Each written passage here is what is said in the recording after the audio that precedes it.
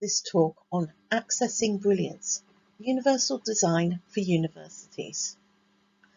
I'm Dr. Catherine Dean, Associate Professor in Healthcare Research and Access Ambassador to the University of East Anglia in Norwich on the east side of England. I've been doing research on the management of long-term conditions for over 20 years now. I do the boring day-to-day stuff, the taking your pills right, sticking to the diet, doing the exercise, that sort of thing.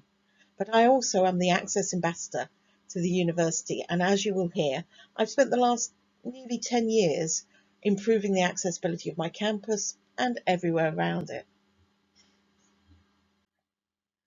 I have had substantial impact on the accessibility of my university campus. It is now probably one of the most accessible in the UK. We have put in nearly 200 powered doors, built buildings to new standards, and done major refurbishments to new access standards. So this has included the new science building, which has a ground floor of teaching spaces, and then 3 floors of biology, chemistry, physics, and electronic labs. We've put in place a changing place accessible toilet, which is over 12 metres squared, has a bench and a hoist and a shower and everything, and is highly accessible. We have a red line around the campus indicating the accessible routes, but I've also advised other people. So Winchester Science Centre, I've opened their planetarium, which is now very accessible. I've advised Norwich Castle on the accessibility in their refurbishment. I've even designed a roadworks ramp. Why do I do this? Well, my personal mission in life is to remove the barriers to accessing life so people can express their brilliance. And I hope today to really persuade you that this should be, well, something similar to this should be the mission statement, one of the mission statements of your university. Core values, I work on the basis that if I work and I treat everybody with as much respect as I can, I try to work in a fair manner, and I try to be as honest as I can, then I've usually hit the mark in terms of how I should be working. A key idea that informs my work is the social model of disability. And the social model of disability says that as a wheelchair user, I am not disabled per se by using a wheelchair, but I am disabled by your building only having steps to access it. The steps are the thing that disable me, not my wheelchair. My wheelchair is actually a tool for freedom and is brilliant. So it shifts the responsibility for change from the disabled person to the society in which they live, and in the context of universities, to the university in which they work, study, or research. We should take that and let that inform how we train around these issues. And it should again focus on everybody's responsibility to take action. These actions should be informed by disabled people, but really should not solely be enacted by them. Activism and advocacy, I believe, are absolutely necessary to overturn societal norms, which are quite ableist and quite damaging.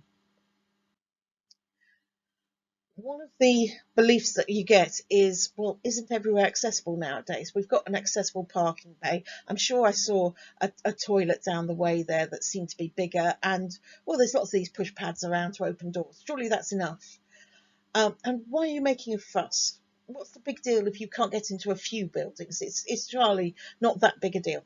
So let's take you through a survey of lab accessibility I recently completed, whereby we recruited scientists with an interest in lab accessibility across the world, but to be fair, mostly from the UK. We got 152 respondents. Just over half of them were disabled themselves, and most had experience of working in labs.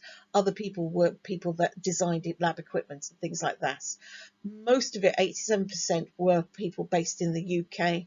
Biology and biomedicine labs did dominate, and they were mostly based in universities or healthcare settings.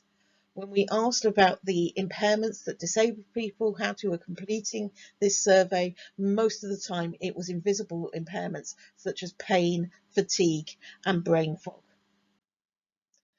Unfortunately, this quote from a participant summarises the results of the survey.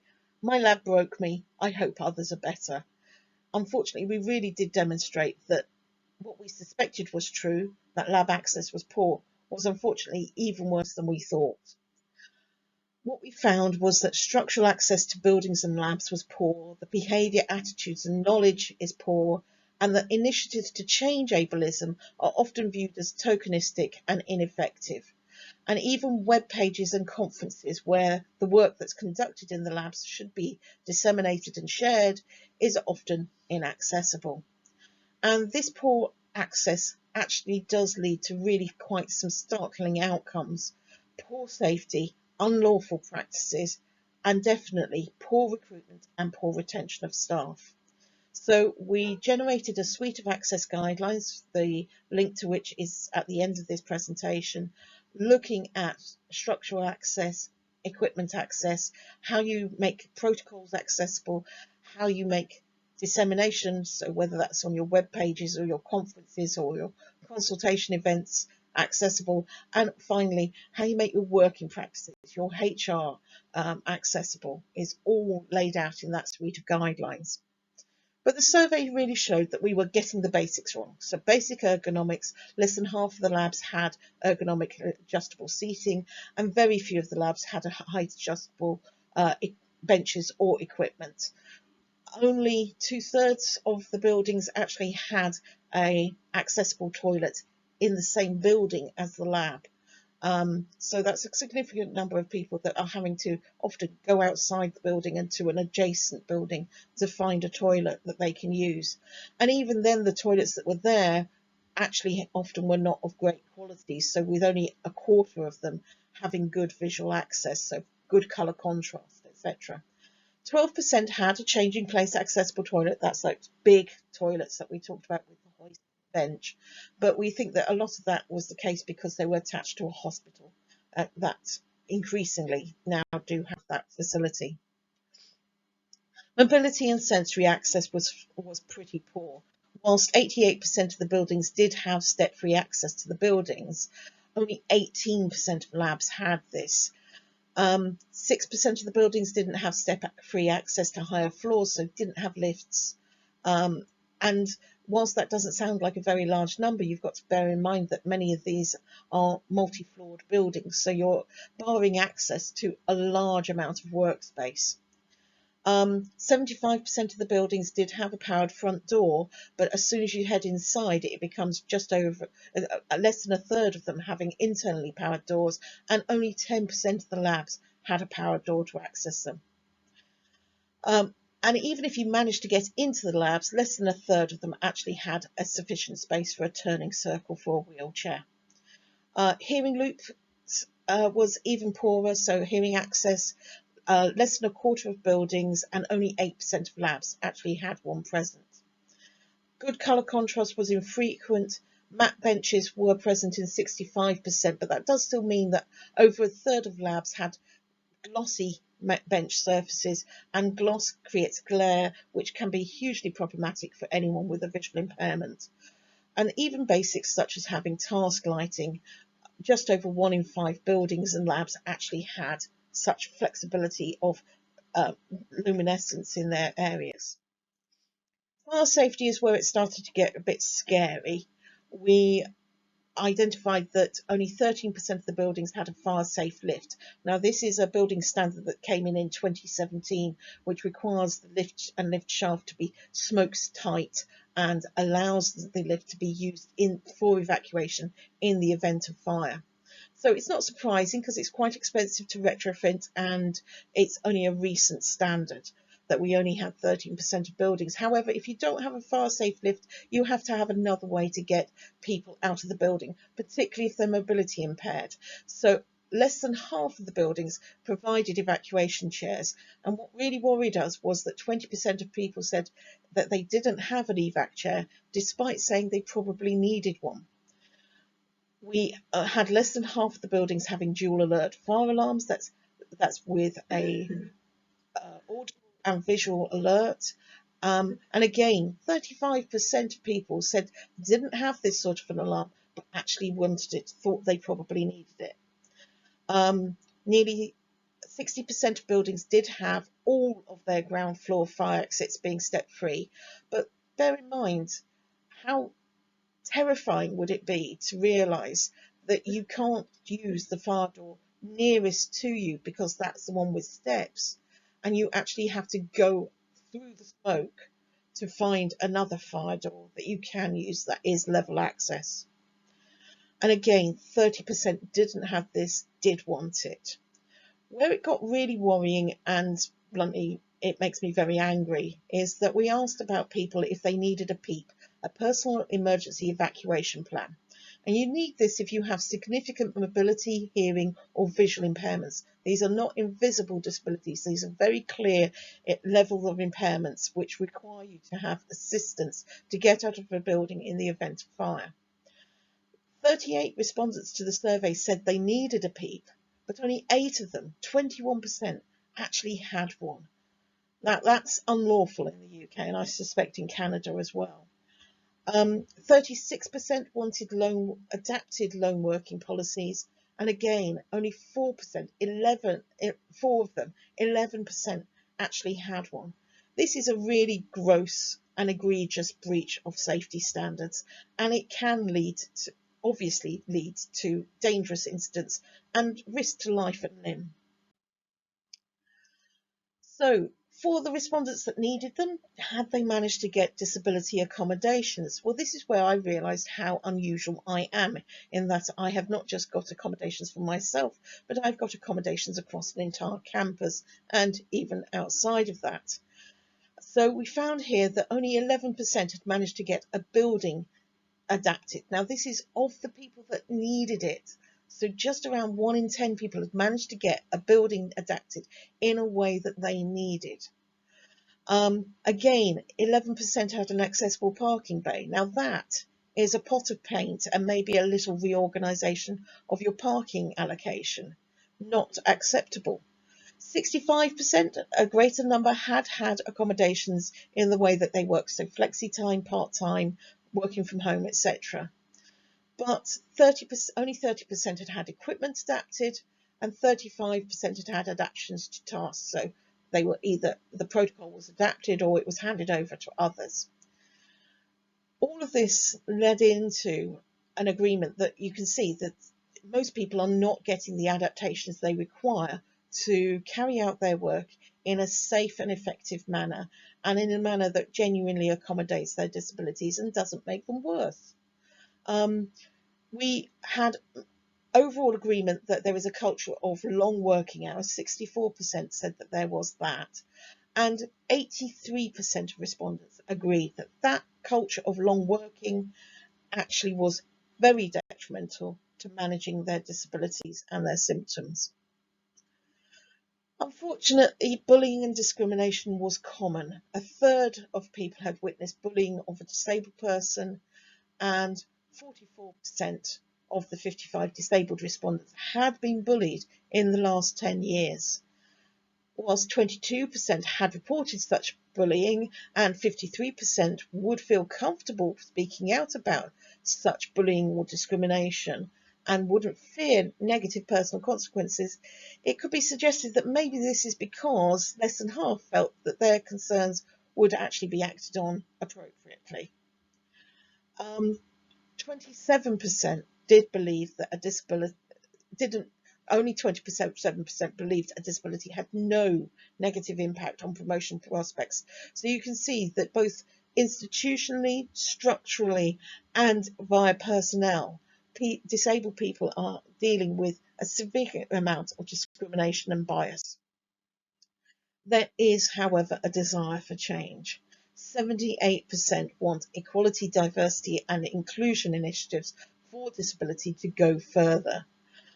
About a third had thought that they'd seen EDI initiatives that were successful in action. However, just over half felt that a lot of those initiatives were rather tokenistic. And people want it not to just lie with the universities. 88% believe that grant funders need to require high access standards in the labs that they are funding to build or refurbish. and 91% did believe that grant funders should require all labs to meet a minimum disability access standard. So how do we get these sorts of changes done? I've proven that we've got a problem. I've proven that there is a significant bias in the workplace, particularly in research labs, but actually you probably would get very similar numbers across the board in university working. So how have I managed to get the changes that I have? Very much focusing on actions. I don't I fudge the paperwork later. I write things up very late. I put the guidelines together after I've made the recommendations usually. It is incredibly important to get things done, and I will admit that I feel that the focus on building has been successful because it is a tangible, clear demonstration of action on the part of the institution, that they will actually take action. But equally, I have accepted a fair degree of personal risk by taking this position of Access Ambassador. I have pretty much given up any chance of promotion. I am regarded as a troublemaker, and I do, recognise that I have been able to be this problematic to my institution, at least in part because I have a permanent contract.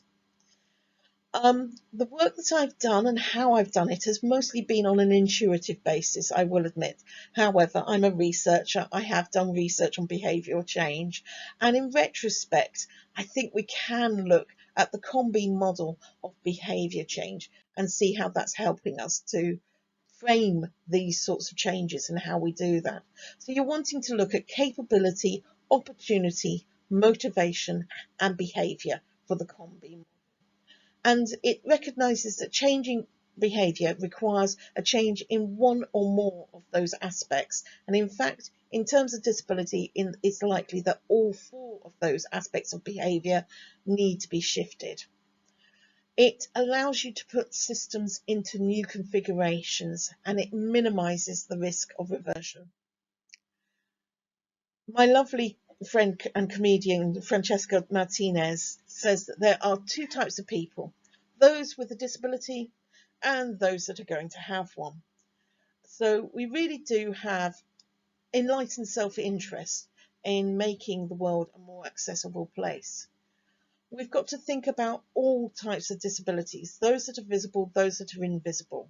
I'm very visible, I'm in a wheelchair, but actually it's the invisible aspects of my disabilities, such as fatigue and brain fog, that are really impairing for me in a workplace. We've got to look at physical, mental, deaf, neurodiverse aspects of disability and impairment. Disability is inherently intersectional. It can affect absolutely anybody of any other characteristic, race, gender, sexual orientation, etc. All of it, anybody can become disabled at any time. And in my view, everybody has to rise up together. So I do take it very seriously that I have to have a basic knowledge of other diversities and what their needs are, so that we make sure that no one is left behind. We have to improve access. It's a systemic and cultural problem.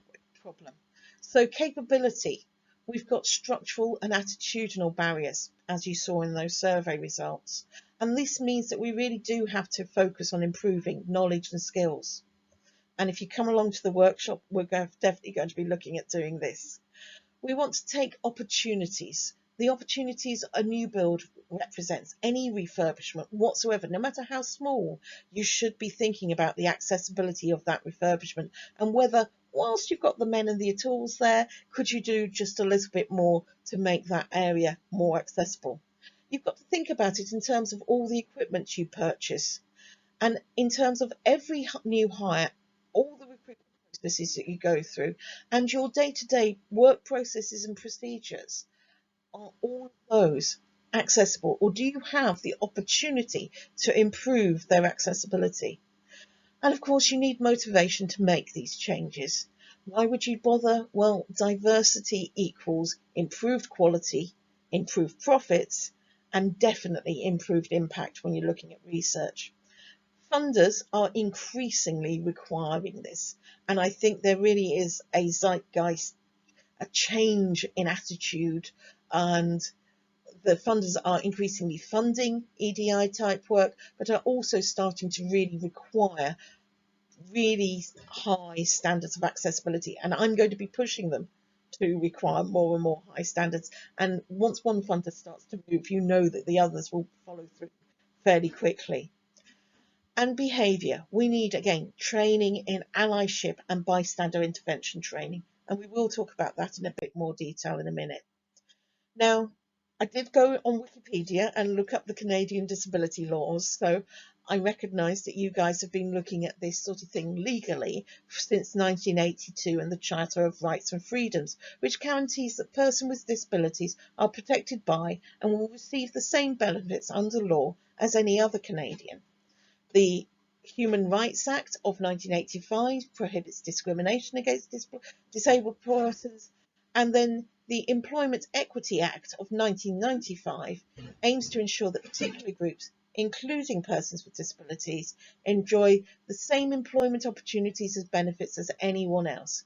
Employment equity means more than treating the person the same way, but also requires special measures and accommodation of differences.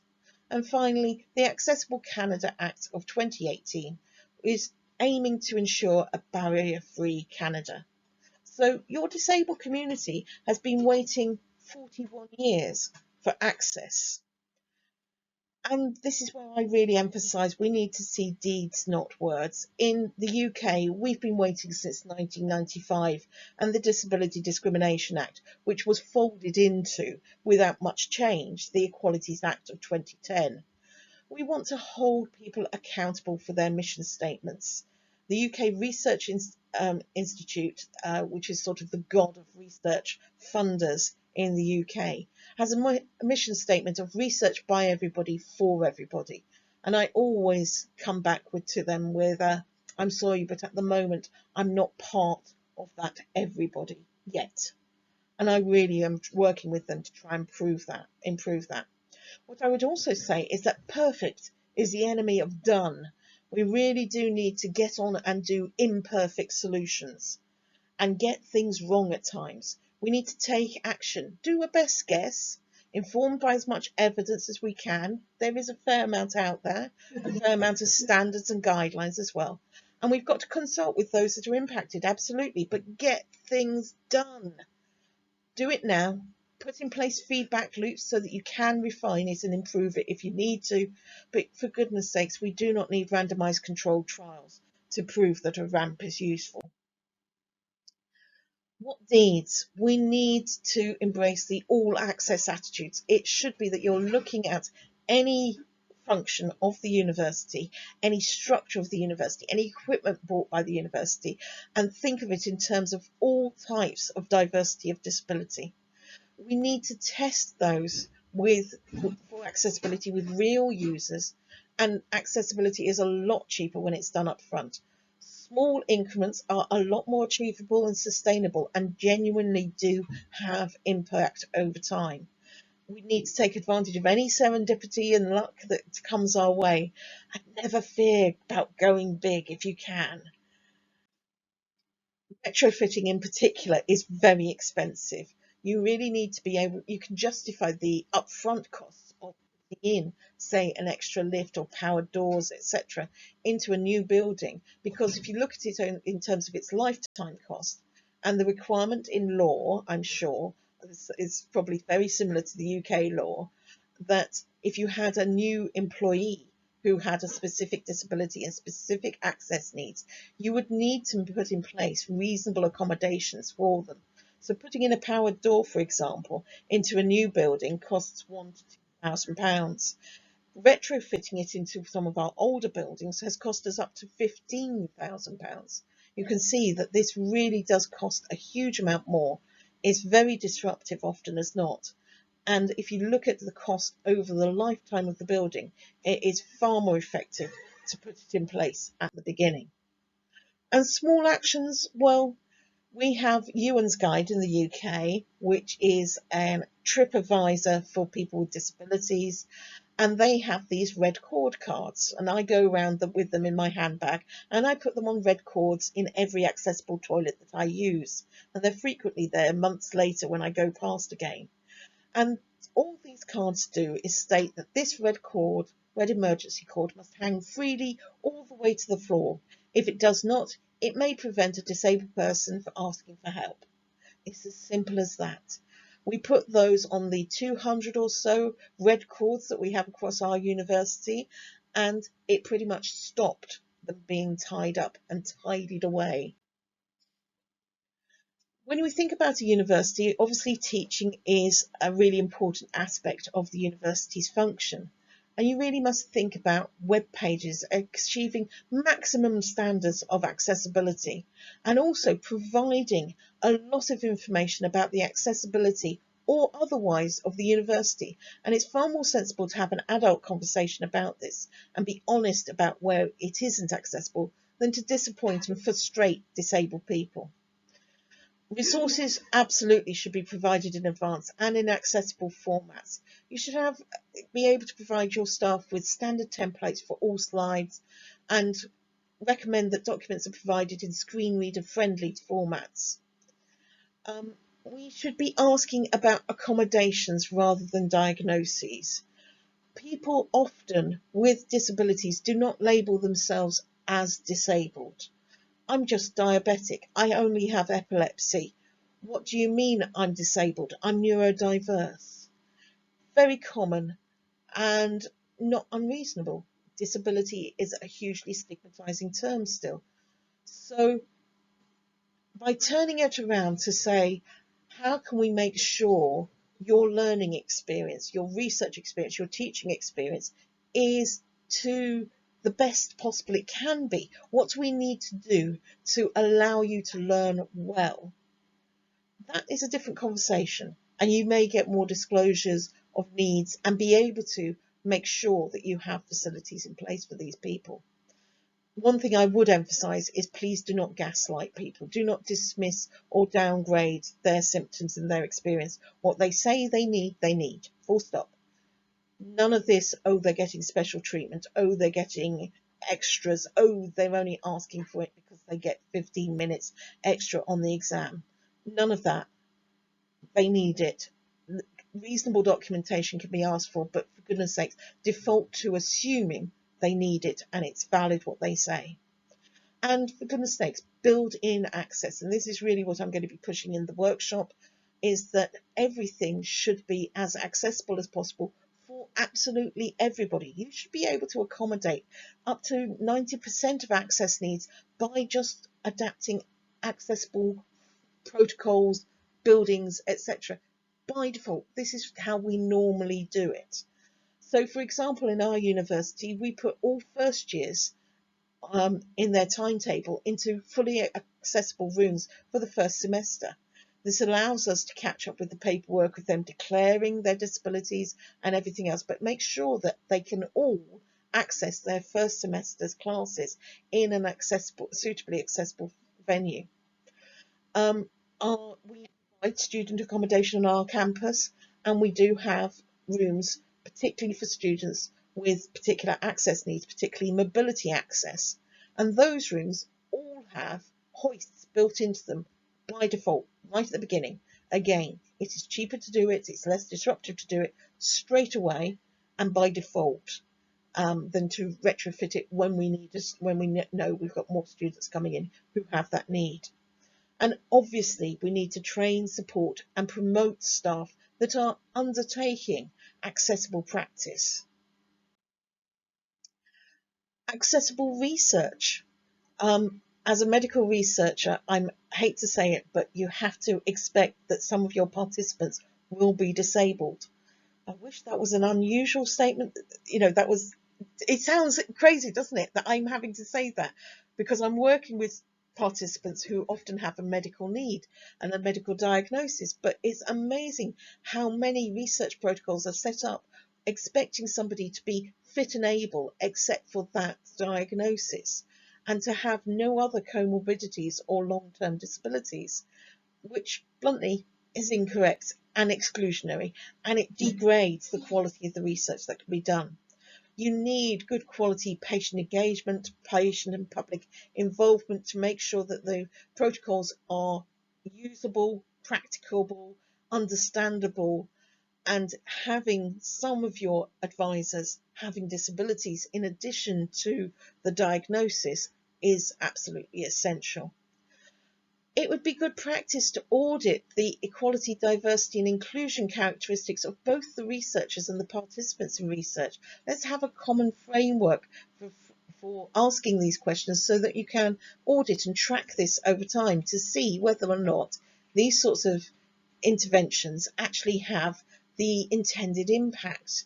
We need to have accessible written information, the information sheets, the consent forms, the protocols, etc. They need to be simple, clear text, large font sizes, etc. Pictures.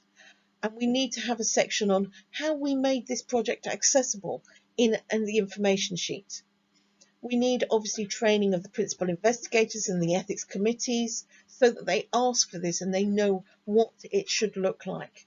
And obviously we're going to need to budget for access cost, wheelchair accessible venues, getting British Sign Language, well, ASL in your country probably, American Sign Language interpreters, captioning, audio descriptions, videos, easy read documents for those with learning disabilities, all of that sort of thing, and to pay for the extra costs of having a carer with you, using travel in an accessible way. Often taxis and trains, etc., do require more costs to get you there. Food, etc., if you have restrictions, all of that stuff costs more. You should have thought about it, accommodated it, and made sure that no disabled participant has to pay more to be a participant in your research than an able-bodied one. One of the key tools that I do use is evidence-based dissent, and I do use this to really bring together the evidence to say this doesn't work and this is why you really ought to be providing disability access. So it's stories plus numbers. So it's saying over 20% of the working population have a disability, but then it's saying, and that looks like me. Being critical but creative. So yes, saying there's a problem, but then saying, but I can help you solve the problem to that. It's important for you as an employer to consider supporting the awkward squad, the people that are being the ones that are putting their heads above the parapets, fully expecting to get them shot off, by the way, for pointing out that the university is not doing as well as it claims it wants to by all of its mission statements. Finding teams that are used to implementing changes and principles is really important. That they already implement change on a regular basis. So our estates department, I think in part, was so good at implementing accessibility because they were also always being used previously to being challenged on green principles and making the campus as eco-friendly as possible. And sometimes you have to weaponize embarrassment. So yes, sometimes I do roll into a room and change the temperature because I sit there and refuse to back down on minimum basic access standards. And I emphasize how important they are. And yet, if you won't listen to me, then I'll go and talk to the press. And I'll talk to you about it in public. And I will rate you. And I will be tough to live with as an employer. But I assure you I'm far better inside than outside. So anti-ableist training, what would this mean? It would mean a good solid understanding of the social model of disability. It would mean implementing audits around existing policies, buildings and equipments and looking against guidelines for good practice accessibility. List all the deficits, even if the money isn't currently available, even if the technology currently can't solve it, at least you know you've still got to address those at some point in the future. Upgrade your access standards for new builds, refurbishments and equipment. You're going in there, you're gutting the building. Right, you can do a lot that is of the highest possible access standard. Do so. And have basic things like have an all staff reporting faults policy so that all access faults are prioritised and all staff know to say that push pad isn't working, the lift's out of order, the lighting is flickering, whatever it is, those are all access issues and have much greater impact on disabled staff and students than they do on you as an able-bodied person, and should be reported with urgency. And part of the annual review should include things like a reasonable adjustment passport, which has been created in the UK by the Trade Unions Council. But you should run this for all staff, not just disabled staff, because it can cover other protected characteristics that may need accommodations. So, for example, you've just given birth to a child, and you could do with your timetable being a bit more flexible, and you're working from home a little more often. That sort of thing. So it's not just disability. It should be anything that allows you as an employee to work more effectively, to work more safely, and to work in a manner that does genuinely support your personal well-being. Bystander training, you may wish to reinforce this with role play, but it's around having case studies where you are asking people, what would you do? How would you challenge this? What would you say if somebody used awkward language, if somebody was clearly not willing to make a reasonable accommodation for a colleague, etc. It really needs to challenge ableist assumptions. I have heard people in not too recent years gone by talking about that if they did lectures for disabled students, they'd have to dumb them down. That making things accessible is too hard, too complex, too time consuming, and even unsafe, and that it wouldn't bring any value to the institution, and it just costs money and doesn't bring any value. And we need to challenge all of those, because none of those is true. We absolutely need to challenge ableist language, but don't get bogged down in it. There are obviously clearly offensive terms, often related to mental health actually, or learning disability, but even things like they are suffering from, or they're wheelchair bound, which if you say to me, I'll tend to respond, well, that's not my kink, but if you wish to, that's fine. No, I'm a wheelchair user. I'm not strapped down to it. It's a tool for freedom, not anything else. And really, we need to support people to challenge ableist practices in design and to, say there are solutions to this. We do know how to do this better.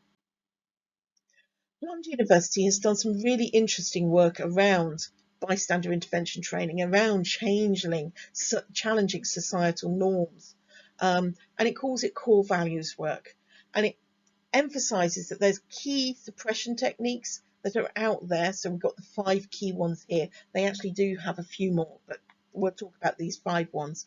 They talk about counter strategies that you can take on in a personal manner, but also affirmation techniques, which are often structurally supporting the counter strategies, structurally supporting the person who is being oppressed. So the suppression technique is making invisible. Think about it. When did you last see a disabled person put on the front page of a newspaper for any reason than they got a Paralympic gold?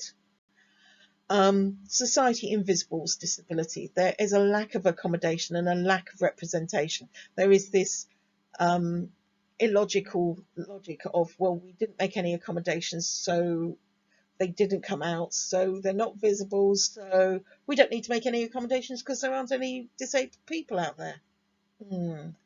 So we need to really be challenging all of that. We need to encourage people. So the response to this is to demand attention. We've done out and proud. We demand accommodations. I'm very out and proud as a disabled person, as you can see. And we also need to acknowledge, so this is what we need to do structurally. We need to provide mentoring for those who are oppressed. We need to promote good practice for everybody. And by that I do mean promotion prospects. And we do need to pay for the extra costs, the mandatory access standards. So, for example, we have run a number of disability pride events in the centre of Norwich, where we had 50 stalls from a variety of organisations around disability, both support groups, groups that were selling stuff, equipment, and groups that were challenging the status quo. We had over 60,000 visitors in 2019, including Hector the wheelchair dog. Very cute. But also, we want to demand attention. You'll fly the pride flag for LGBT, and absolutely right too. But do you fly the disability pride flag? That's that there. Across our campus, we have these red lines on the floor which highlight that the step-free routes. They're not perfect. They don't tell you where they're going, but they do highlight that if you follow those, you're not going to suddenly hit a set of stairs. We had to improve our photo bank, and it massively increased the number of students and lecturers with disabilities in the photos so that they can be used across a variety of resources.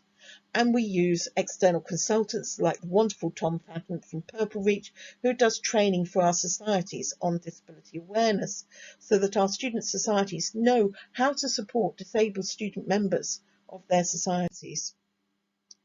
Another suppression technique is ridiculing, and this is around your language choices, but also around poor assumptions.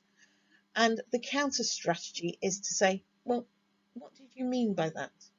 You say you've got to dumb down your lecturer for these disabled students. What did you mean by that? Explain that to me. In what way did you have to dumb it down for students that have achieved, obviously, the grades necessary to attend the university in the first place? It's often also quite useful to flip the protected characteristics. So think about it in the context of, say, race.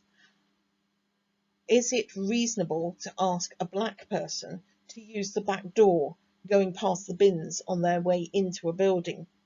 No, well, of course not. So why is it reasonable to ask me as a wheelchair user to use the back door because that's the only one that's step free past those bins, etc.? Yeah, you can immediately see that that starts to grind a little bit harder, make it very much more clear that that's not an acceptable solution. And how we need to do this as an affirmation technique is to demonstrate that we have respect for all diversities and for variability, and in our policies and in our practices. So how do we demonstrate respect? For example, we have a policy that staff must provide their slides at least a week in advance. We have a new science building, which is, as I said, highly accessible. We have provided a changing place, accessible toilets, as you can see there. We have evacuation chairs and have personal emergency evacuation plans for anybody with any significant impairment in mobility, vision and hearing across the entire university. And we have staff undergoing training in communication access training. Another suppression technique is withholding information. And this is thinking about who's not invited to the table to create the information in the first place, to create those guidelines, those policies, inform those practices, and whose information isn't shared. So what hasn't been shared to the disabled community or to those that have to implement accessibility? Do they know they have to implement accessibility? Do they know how to? The counter strategy is being honest, having adult conversations about what can be done today and what we aspire to do tomorrow, but we just do not have the funds or the technology to do today. But also to explicitly invite diversity. Say to people, we will provide ASL interpreters to this public talk. We can offer a variety of dietary choices. We are holding this event in a step-free venue. Let's make sure that people know they are definitely welcome.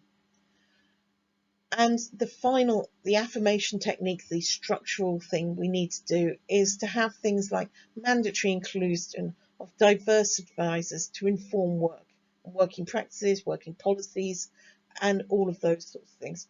And implement my access guidelines. Let's be honest, I wrote them up. They're not original. Like I say, many of those are selected from existing standards and guidelines that are already out there. They're good guidelines. Let's implement them. So we've got the guidelines, like I said, all of those ones, and we know how to go out and talk to people that are impacted by our work, by our practices, by our teaching. And I've done a patient engagement quality criteria, which is 7 different aspects, which actually are really good principles. It was designed with pharmaceutical drug research in mind, but actually, if you just apply it to people who will be impacted by your work, it works just fine. And I would really emphasize that as a disability advocate, as a person with disabilities, yes, I absolutely do know a lot, which is why I know I have to ask so many questions and ask a lot of the disabled community to make sure that I'm getting it absolutely right. Another suppression technique is double blinding. So if you take exercise, if you're in the gym, well, you see, you're not really disabled then, are you? You're faking it. You can do the gym, you can get back to work straight away, you can work full time, you can be a tax-paying and contributing member of society. But if you don't go to the gym, well, you see, laziness is the cause of your disability, or it's aggravating it, or you see, you're not taking it seriously, you're not really trying. It's a lose-lose situation, isn't it? And again, it's this thing of, if there's no access, then there's no visible disabled people around. So no access is needed. You can see why this leads to a downward spiral of accessibility. So we need to break the pattern with counter strategy. And really, it is holding on to personal integrity, recognizing your internalized ableism, recognizing that we've all been brought up in a society that does regard disabled people as second class, as less valuable, as less worthy, and challenge that and enforce the affirmation technique of double reward. Everybody needs support sometimes. Variability, diversity are valuable and normal. Only robots don't need flexibility. So let's make it that we really challenge this sort of thing that's going on.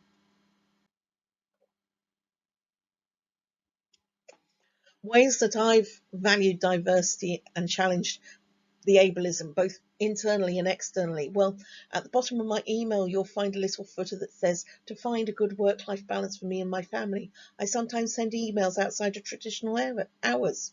I have no expectation you'll do the same. I need to be flexible. This is my way of being flexible. I'll let you choose your way of being flexible.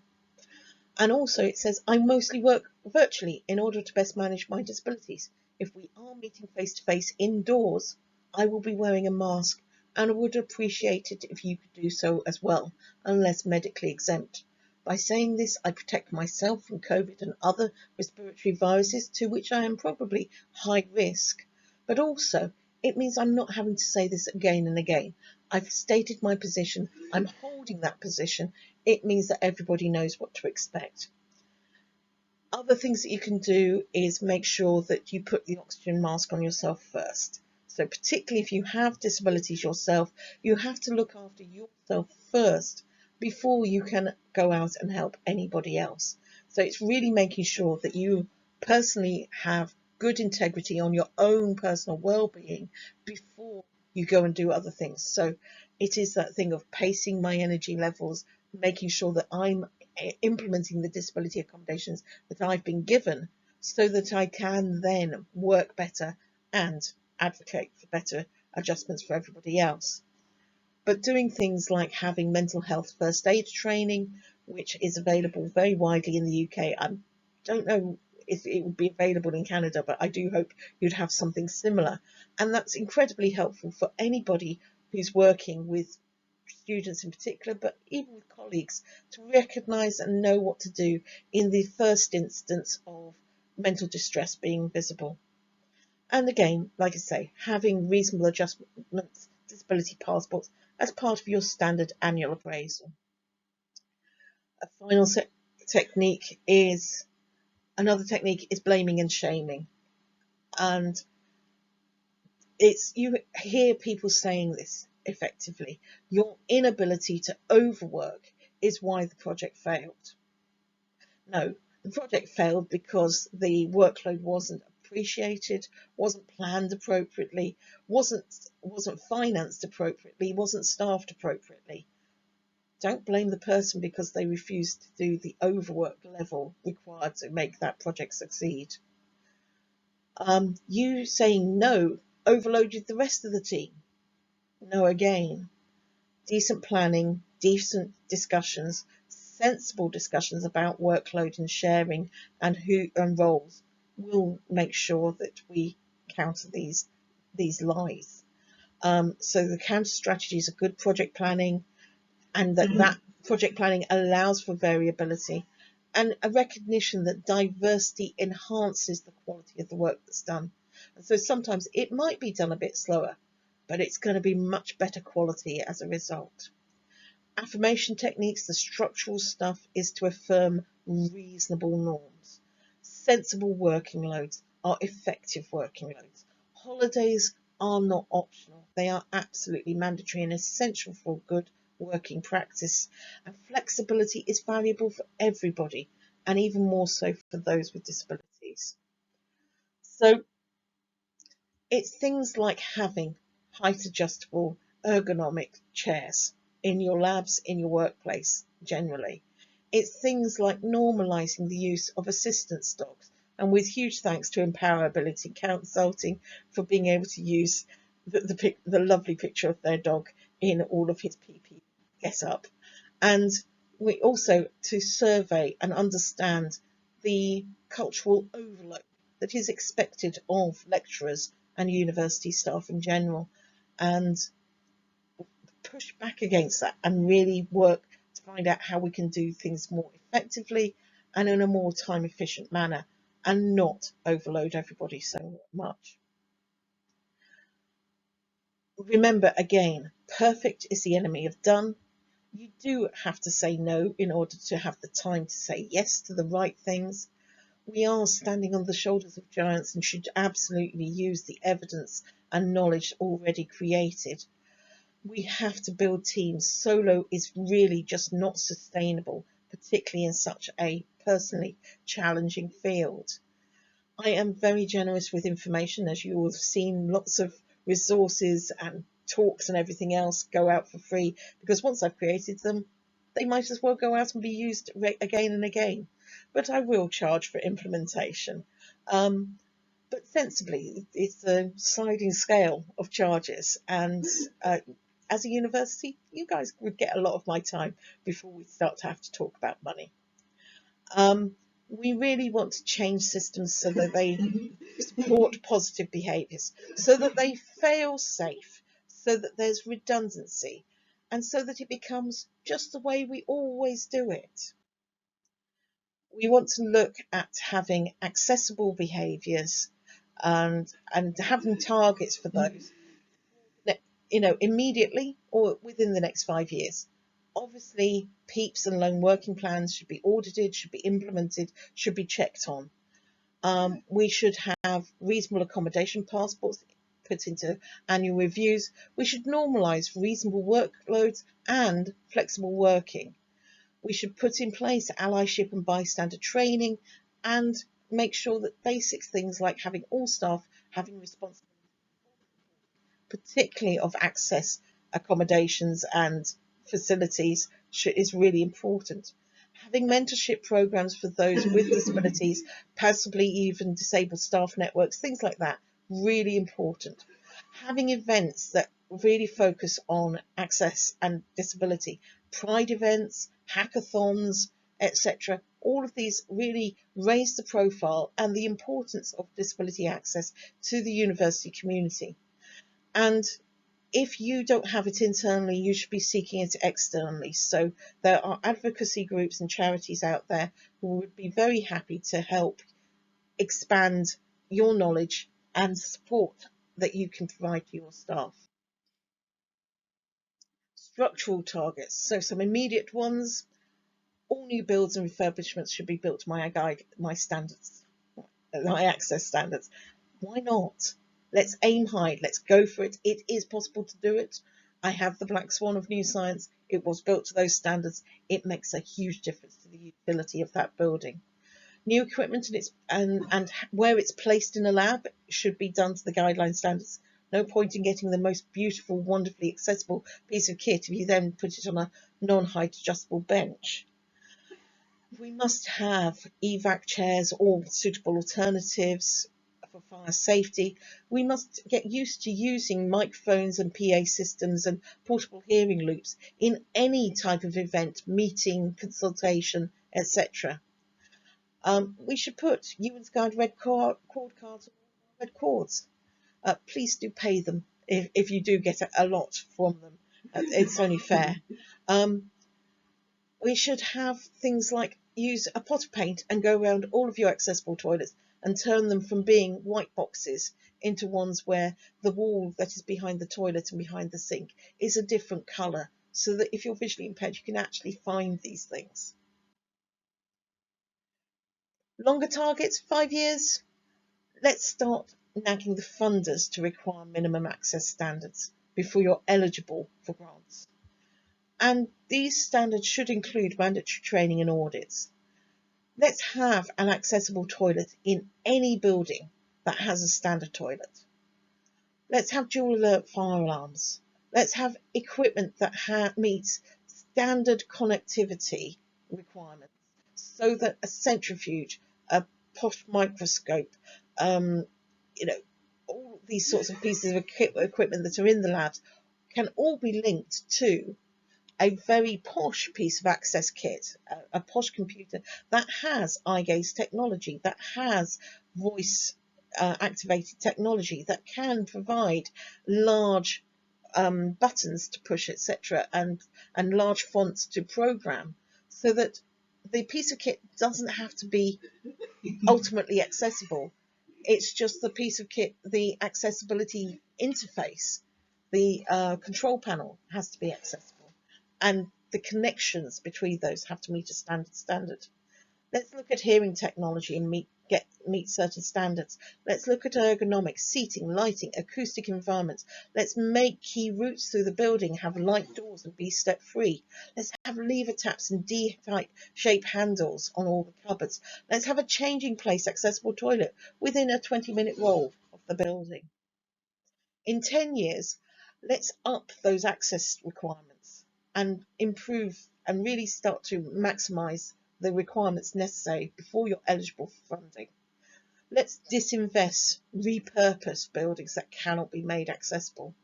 Let's put in, where possible, fire-safe lifts, step-free fire exits, make most routes have light doors and be step-free. Make the changing place accessible toilet be within 10 minutes roll, not 20. Let's look at the more challenging areas such as field work that's done on boats, planes, etc., to really make all of the aspects of university life and work accessible. I've got a whole bundle of references around Access All Areas guidelines, but also around my work on patient engagement and also the barrage work on the core values work from London University. These are useful books that I've used around my disability advocacy and are quite useful. Training resources are there around disability awareness and other things. Web accessibility and advice on that is there. Toilets, changing places guidelines on how to create those. Access ratings, we have a variety of these in the UK where venues are rated often by disabled people in terms of their accessibility. I'm sure there's ones that are available within Canada as well. And this is just an hour's long talk, so I do have other talks, and there are links to lots of those there. Here's again the link to my Access All Areas in Labs access guidelines and my email, and with great thanks to the people that have worked with me and funded me, and thank you so much for your time and attention to this. Really appreciate it. Thank you very much.